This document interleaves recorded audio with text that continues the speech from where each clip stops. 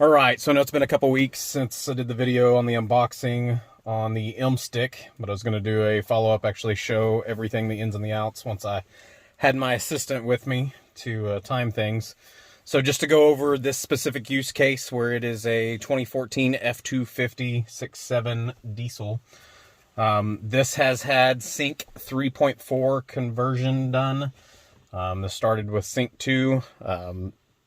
As I put in the other video, just as a side note, those who think that they can skip a step and do the Sync 2 with this M stick, it does not work like that. I did test that with another vehicle that had Sync 2. So moving on, now that we got the prereqs out of the way, you do have to have a minimum of Sync 3 and up. So again, that is the M stick. I have in a SanDisk 128 gig thumb drive. We'll come back to that in a second. I'll put that back in. The USB port is meant for a GPS antenna that I put under the dash whenever I actually use it. And then again, for this use, I just use this extension cord. And I will move the tripod up here and I'll show you down inside. So that's what this looks like in there once I did the conversion. Before, it had the RCA jacks and an SD card slot for the maps. Now it has the USB port. And then that cable that you see in there goes down to the port I put out here so that I wasn't messing with anything for doing Android Auto prior to getting this M stick. So we'll go ahead and we'll get everything put together. And we'll do a boot up time. We'll see what it actually takes. All right, so she's plugged in. I will go ahead and get the truck turned over. Make sure audio is turned off. I'll turn off heat so that the vent isn't blowing. All right, so let me see. Stopwatch. We will.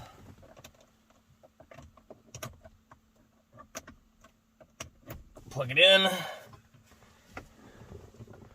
Okay, so as you can see above the head unit, it shows red, and it does say this USB device is not supported. I'm hitting start. I think it has to be blue. We will check that.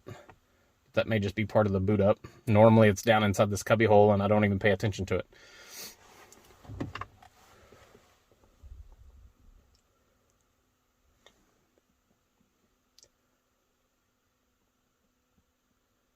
There it went blue.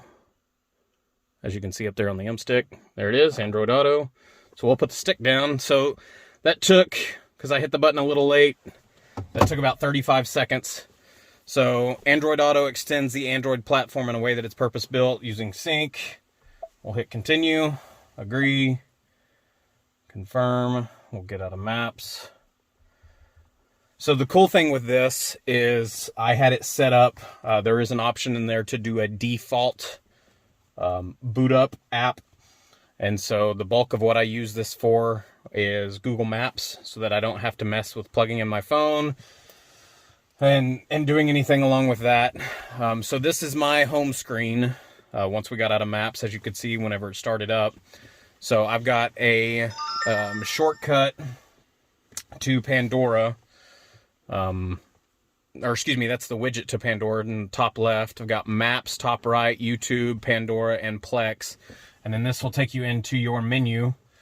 I have installed things like Plex, Torque. Those of you who have Torque that do anything with having gauges set up on your phone or an iPad, anything like that, that's where those things really come into play. YouTube. So anyway, we'll back out of this and I'll just show you an example of something. I doubt it's already ready to go.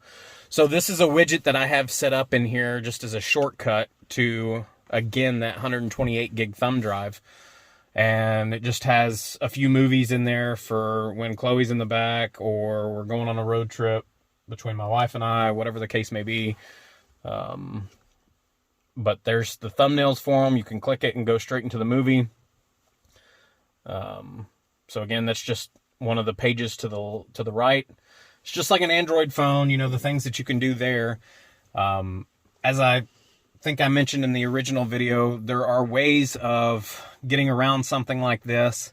Like originally, after I did the conversion, I would plug my phone in, and using Android Auto, I paid, I think it was like $3.99 for an app that mirrored your phone screen onto the head unit.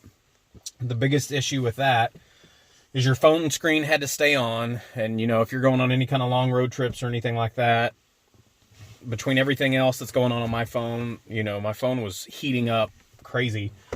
And then you also have the glare off of that phone because, you know, if you turn the screen off, it's no longer casting to the device. And then I also found that, you know, I would be trying to navigate on the screen, but the screen was only a display. You know, it wasn't a touch screen like what this is.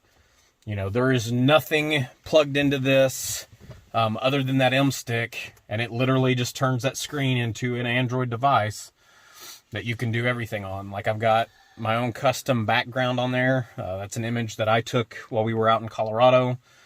You know, you can go into YouTube. We can fire up Pandora, again, Plex. Or, you know, if we wanted to watch a movie, if Chloe wanted to watch 101 Dalmatians, I can click that in the top left. So there are a lot of neat features with this. If you're an Android freak like I am and absolutely despise any and all things that are Apple products, I will say, and I've thought about doing it, but I, again, despise all thing Apple products. They do make a dash bezel kit that you can replace all your buttons down here for an iPad. And so then you would have your iPad down here and your normal sync system up here. But I even bought, I think, 2 different iPad minis to try to test that out, and it was an absolute nightmare because those things are so locked down. Even jailbreaking, it just, Android like this, you know, I was able to plug in a thumb drive and go. So this is going to be part 2 in this series. I'm going to have a few more videos down the road, answering questions and showing more things about it. But, I mean, this is pretty straightforward. Like I said, if you've got an Android phone, an Android tablet, or if you've ever done anything with Android, you know what I'm talking about. You can literally customize everything. But, like I said, I mean, I can come in here, fire up a movie, and, I mean, it gives all the IMDb information. We can hit play from beginning and be watching a movie going down the road. You know, even outside of just the video aspect of this, if you wanted it just to have more features and functions than what you get with Android Auto, you know, like this, again, has full Google Maps. There's no hiccups about you driving down the road and how it doesn't let you do certain things. Like in my Fusion, I remember it would lock me out if I did too many things on the head unit driving down the road. If the car was in drive and actually moving, I would have to pull over to do anything to get to where I needed to go in Maps. Guys, thanks for watching. If you've got any questions or comments, please leave them down below and I'll get back with you.